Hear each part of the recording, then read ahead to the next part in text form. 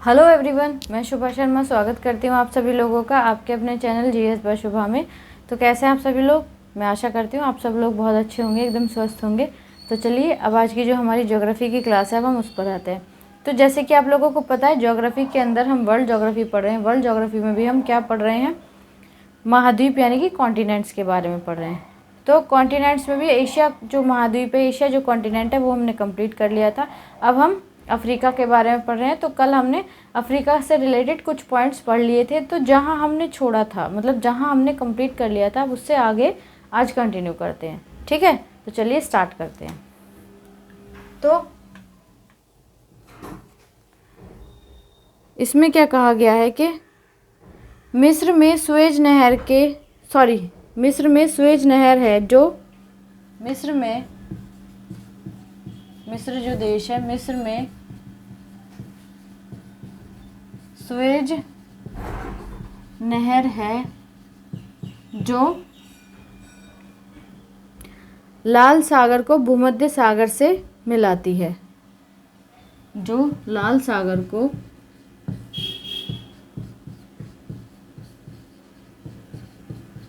भूमध्य सागर से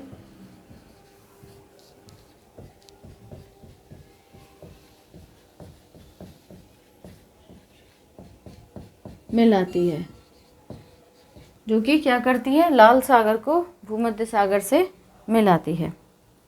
आगे है, इस नहर का निर्माण 1869 ईस्वी में किया गया। इस नहर का निर्माण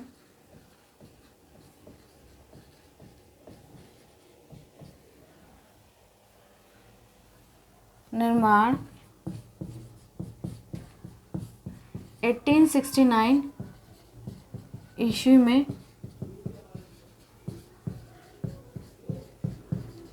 किया गया। ओके, आगे है, जिसके कारण यूरोप से भारत आने में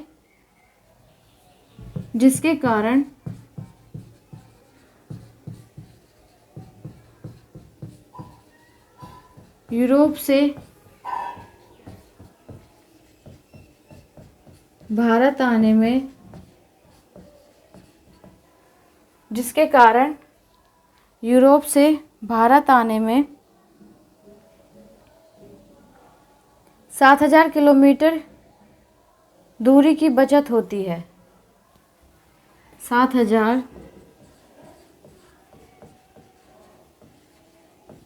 दूरी की बचत होती है।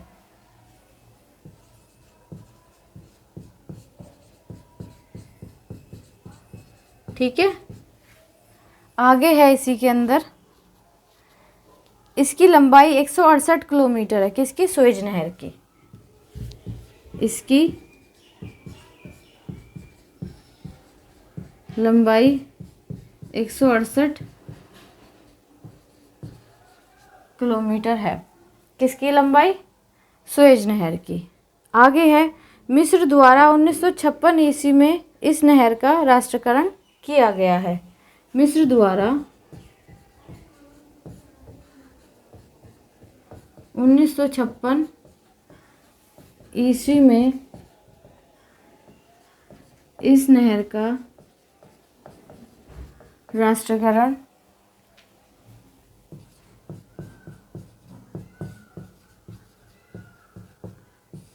किया गया है। ठीक है, आगे है, सुएज नहर को या सुएज नहर के दक्षिणी छोर पर पोर्ट सुएज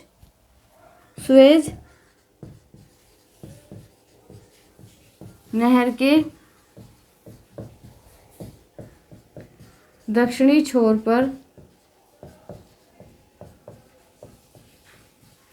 पोर्ट सुएज, जो सुएज नहर है उसका जो दक्षिणी छोर है उस पर पोर्ट सुएज एवं उत्तरी छोर पर पोर्ट सईद पत्तन है। एवं उत्तरी छोर पर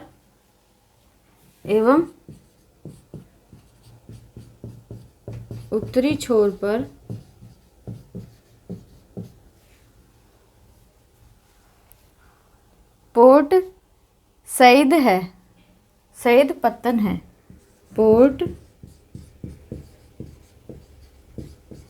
सईद पत्तन है। ठीक है, अगला फैक्ट है, अगला हम कह सकते हैं अफ्रीका के कालाहारी मरुस्थल में, अफ्रीका के कालाहारी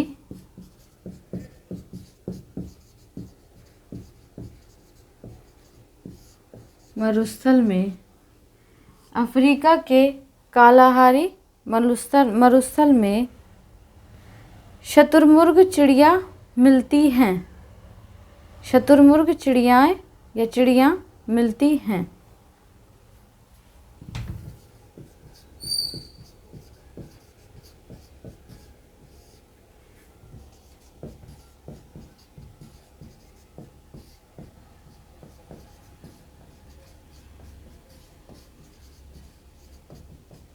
ठीक है, तो देखो अब क्या है कि जो मिस्र है, मिस्र जो देश है, मिस्र में क्या है, मिस्र में स्वेज नहर है। कौन सी नहर है? स्वेज नहर, यानी कि स्वेज कैनल है। तो जो स्वेज नहर है उसमें क्या है, स्वेज नहर है जो लाल सागर और भूमध्य सागर को से मिलती है, या फिर हम कह सकते हैं कि स्वेज नहर क्या करती है, लाल सागर जो है उसको भूमध्य सागर से मिलाती है। ठीक है, आगे है इस नहर का जो निर्माण है, इसका जो निर्माण है कब हुआ था? 1869 ईस्वी में हुआ था या किया गया, जिसके कारण यूरोप से भारत आने में 7000 किलोमीटर की बचत हो गई। स्वेज नहर से क्या हुआ, जब यूरोप से कोई भारत आता है, ठीक है, तो पहले बहुत टाइम लगता था, अब स्वेज नहर के थ्रू आ जाते हैं तो उससे क्या है, लगभग 7000 किलोमीटर कम चलना पड़ता है इस स्वेज नहर के कारण। अब इसकी लंबाई कितनी है, जो स्वेज नहर है उसकी लंबाई है 168 किलोमीटर, यानी कि 168 किलोमीटर। अब मिस्र द्वारा, जो मिस्र देश है उसके द्वारा 1956 में क्या हुआ, 1956 ईस्वी में इस नहर का राष्ट्रीयकरण किया गया। 1956 में जो मिस्र है उसने इस नहर का क्या किया, राष्ट्रीयकरण किया। फिर स्वेज नहर का जो दक्षिणी छोर है उस पर तो पोर्ट स्वेज, और जो उत्तरी छोर है उस पर पोर्ट सैयद पत्तन है। ठीक है, इतनी बात समझ गए। अगला जो फैक्ट है वो है कि अफ्रीका के अंदर एक कालाहारी मरुस्थल है। क्या है? कालाहारी डेजर्ट है, कालाहारी मरुस्थल है। उसमें क्या है, उसमें शुतुरमुर्ग चिड़िया मिलती हैं। तो उसमें कौन सी चिड़िया पाई जाती हैं? शुतुरमुर्ग चिड़ियाएँ मिलती हैं। ठीक है, इतनी बात समझ गए। चलिए आगे।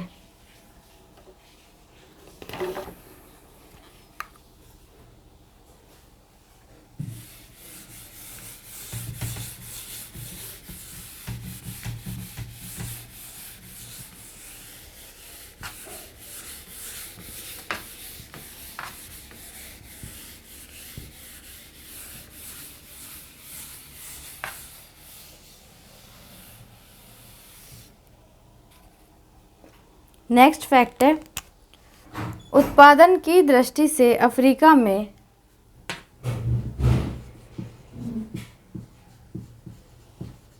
उत्पादन की दृष्टि से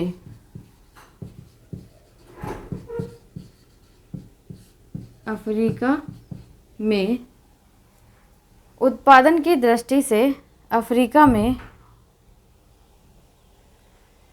किम्बरले खान, कौन सी खान? किम्बरले खान,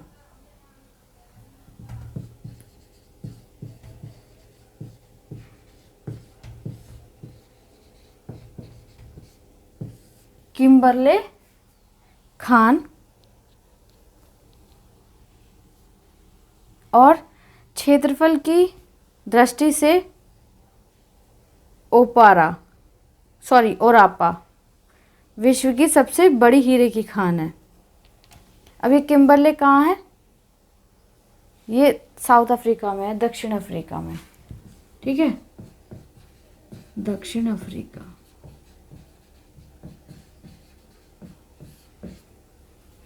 किम्बरले खान कहाँ पर है? ये दक्षिण अफ्रीका के अंदर है। आगे, और क्षेत्रफल की दृष्टि से ओरापा, और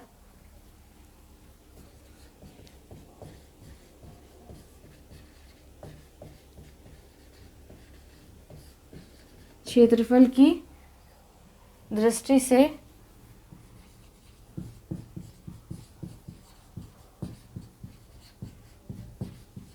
ओरापा। कौन सी? ओरापा, जो बोत्सवाना में है। कहाँ पर है? बोत्सवाना में।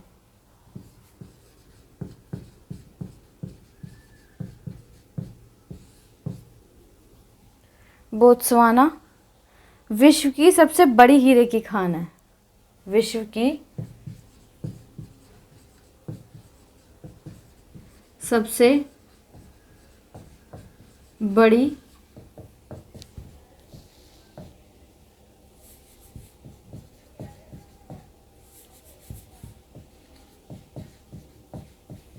हीरे की खान है। ठीक है, विश्व की सबसे बड़ी हीरे की खान है। आगे है, विश्व का सबसे विशाल हीरा, या विश्व का सबसे विशाल हीरा दक्षिण अफ्रीका के प्रीमियर खान से। विश्व का सबसे विशाल हीरा दक्षिण अफ्रीका के विश्व का सबसे विशाल हीरा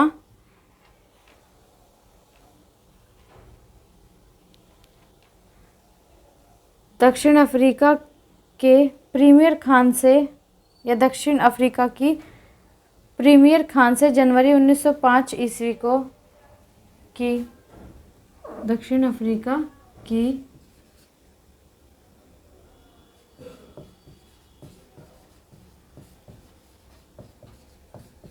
प्रीमियर खान से 1905 ईस्वी दक्षिण अफ्रीका की प्रीमियर खान से जनवरी 1905 लिख लो। ठीक है, जनवरी कर लो पहले। जनवरी 1905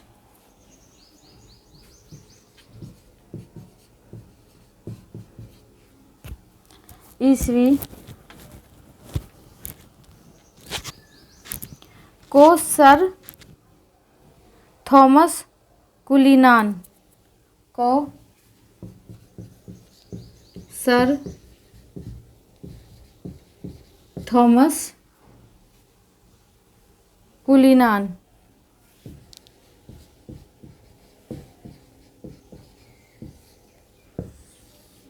सर थॉमस कुलीनान ने खोजा था, इसलिए इसका नाम कुलीनान हीरा रखा गया। कुलीनान ने खोजा था, इसलिए इसका नाम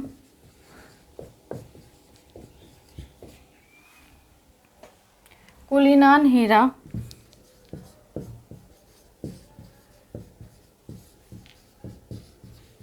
रखा गया। ठीक है, तो जिन्होंने इसे खोजा था उन्हीं के नाम पर इसका नाम रखा गया। आगे है,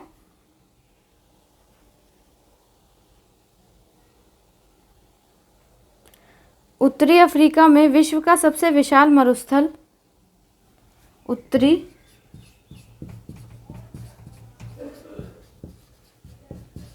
अफ्रीका में विश्व का सबसे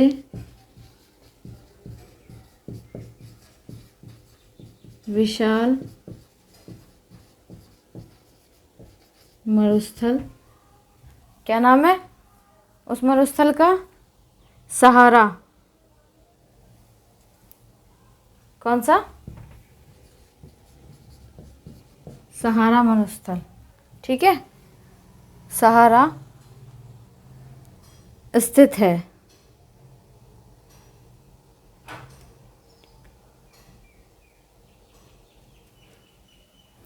सहारा मरुस्थल स्थित है। आगे है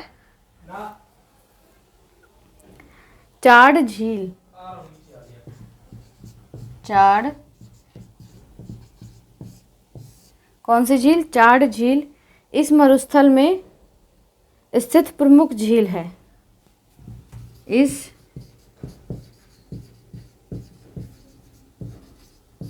मरुस्थल में स्थित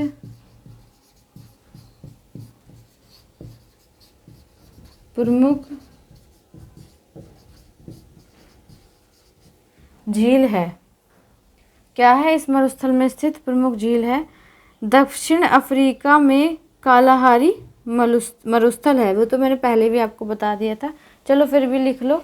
दक्षिण अफ्रीका में कालाहारी मरुस्थल है।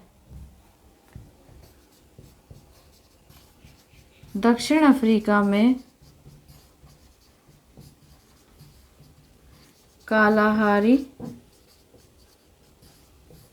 मरुस्थल है।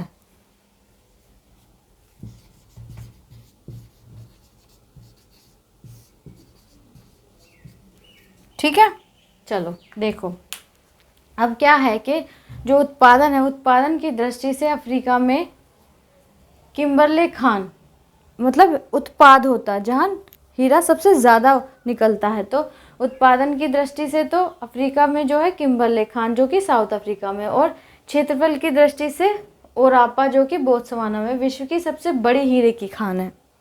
ठीक है, इतनी बात समझ गए। तो अब नेक्स्ट है विश्व का सबसे विशाल हीरा। विश्व का, वर्ल्ड का सबसे विशाल हीरा, सबसे बड़ा हीरा दक्षिण अफ्रीका की प्रीमियर खान से, दक्षिण अफ्रीका की प्रीमियर खान से जनवरी 1905 ईस्वी को, कब? जनवरी 1905 ईस्वी को सर थॉमस कुलिनान, किसने? सर थॉमस कुलिनान ने इसको खोजा था। अब इसीलिए अब इन्होंने खोजा सर थॉमस कुलिनान ने, तो इसीलिए इस हीरे का नाम कुलिनान हीरा रख दिया गया था। ठीक है, समझ गए। अगला जो पॉइंट है वो क्या है? उत्तरी अफ्रीका में विश्व का सबसे विशाल मरुस्थल सहारा मरुस्थल स्थित है। तो नॉर्थ अफ्रीका में वर्ल्ड का, विश्व का सबसे विशाल जो मरुस्थल है वो स्थित है, जो कि क्या नाम है जिसका? सहारा मरुस्थल। अब चाड़ झील है, जो चाड़ झील है वो इस मरुस्थल में ही स्थित प्रमुख झील है, मतलब सहारा मरुस्थल में ही एक चाड़ झील स्थित है। दक्षिण अफ्रीका में कालाहारी मरुस्थल है, मतलब अब ये हम कह सकते हैं, वैसे तो अभी मैंने एक पॉइंट आपको अभी कराया था, तो जो कालाहारी मरुस्थल है वो भी कहाँ है? वो दक्षिण अफ्रीका के ही भीतर है, मतलब दक्षिण अफ्रीका में ही है। ठीक है, इतनी बात क्लियर हो गई। चलिए आगे चलते हैं।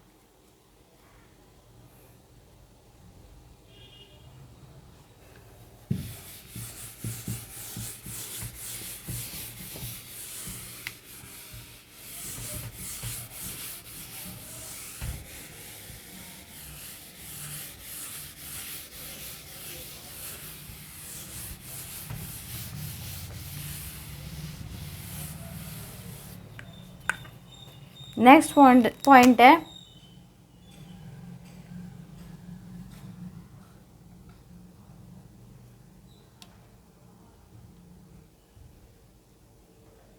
लिखो, एटलस पर्वत। कौन सा पर्वत? एटलस पर्वत उत्तरी पश्चिमी अफ्रीकी महाद्वीप में स्थित है। उत्तरी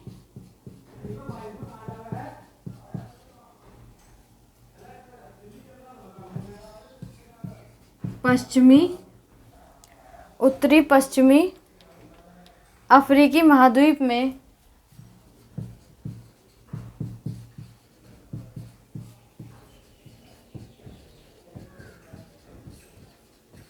स्थित है। कहाँ पर स्थित है? उत्तरी पश्चिमी महाद्वीप में स्थित है। ठीक है, इतनी बात क्लियर हो गई। चलिए नेक्स्ट आगे है यह अल्जीरिया, यह अल्जीरिया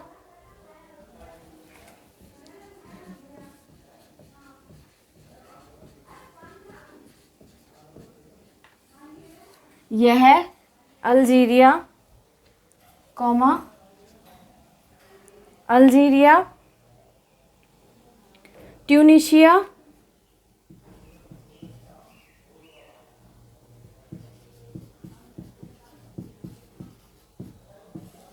यह अल्जीरिया, ट्यूनीशिया तथा मोरक्को में 250 किलोमीटर तथा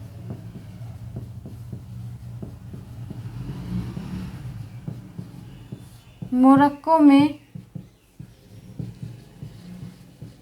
250 किलोमीटर तथा मोरक्को में 250 किलोमीटर लंबाई में विस्तारित है, लंबाई में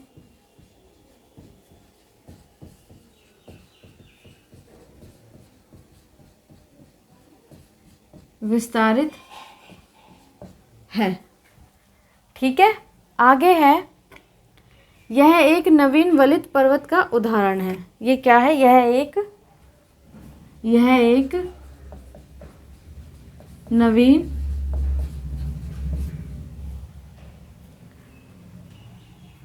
वलित पर्वत का उदाहरण है। क्या है? यह एक नवीन वलित पर्वत का उदाहरण है। इसकी सर्वोच्च चोटी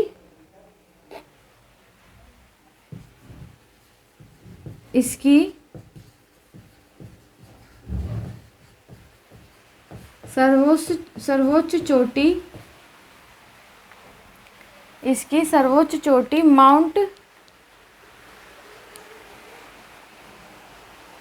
टाउबकल, माउंट टाउबकल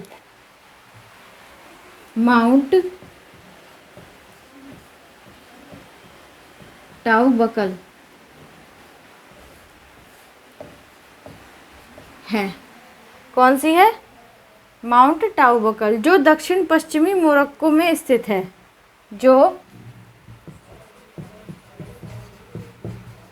दक्षिणी पश्चिमी मोरक्को में स्थित है।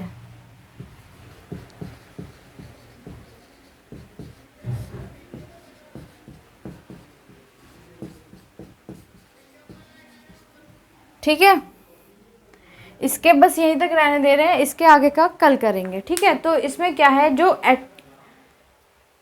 एटलस पर्वत है। कौन सा पर्वत? एटलस पर्वत, जो कि उत्तरी पश्चिमी अफ्रीकी महाद्वीप में स्थित है। जो कि कहाँ पर स्थित है? जो एटलस पर्वत है वो उत्तरी पश्चिमी अफ्रीकी महाद्वीप में स्थित है। आगे है, यह अल्जीरिया, ट्यूनीशिया और मोरक्को में 250 किलोमीटर लंबाई में विस्तारित है। मतलब जो ये एटलस पर्वत है, ये 3 देशों में, अल्जीरिया, ट्यूनीशिया और मोरक्को, इन तीनों में लगभग 250 किलोमीटर लंबाई में फैला हुआ है। ठीक है, कौन सा पर्वत? एटलस पर्वत। आगे है, यह एक नवीन वलित पर्वत का उदाहरण है। तो जब आपसे ये पूछा जाए कि जो एटलस पर्वत है, तो वो कौन सा पर्वत है, किस तरीके का पर्वत है, तो हमको बताना है यह एक नवीन वलित पर्वत है। ठीक है, इतनी बात समझ आ गई। अब इसकी जो सर्वोच्च चोटी है उसको किस नाम से जानते हैं? माउंट टाउबकल के नाम से। इसकी सर्वोच्च चोटी माउंट टाउबकल है, जो दक्षिण पश्चिमी मोरक्को में स्थित है। जो कि कहाँ पर स्थित है? जो कि दक्षिण पश्चिम मोरक्को में स्थित है। तो आई होप इतनी बात आपको क्लियर हो गई होगी। जो पॉइंट्स मैंने आपको समझाए हैं वो आपको अच्छे से समझ आ गए होंगे। ठीक है, इतनी बात समझ आ गई। अब इसके आगे का जो है वो हम कल की क्लास में पढ़ेंगे। ठीक है, कल की क्लास में कंटिन्यू करेंगे। तो क्लास आपको कैसी लगी है आप प्लीज़ कमेंट में ज़रूर बताइएगा। अच्छी लगी है तो लाइक करने के बाद प्लीज़ आप और बच्चों तक भी इस क्लास के लिंक को और इस चैनल के लिंक को शेयर कीजिएगा, ताकि और लोग भी हमारे इस चैनल के साथ जुड़ सकें। अगर आप इस वीडियो को पहली बार देख रहे हैं, वीडियो आपको पसंद आई हो, तो लाइक करने के बाद प्लीज़ चैनल को सब्सक्राइब कर ज़रूर कीजिएगा और बेल आइकन को भी प्रेस कीजिएगा, ताकि जब मैं वीडियो अपलोड करूँ आप लोगों तक नोटिफिकेशन आता रहे, क्योंकि जो हमारी क्लासेस होती हैं वो रिकॉर्डेड होती हैं। ओके, तो आज के लिए इतना ही है, बाकी अब हम कल की क्लास में कंटिन्यू करेंगे। तब तक के लिए थैंक यू वेरी मच।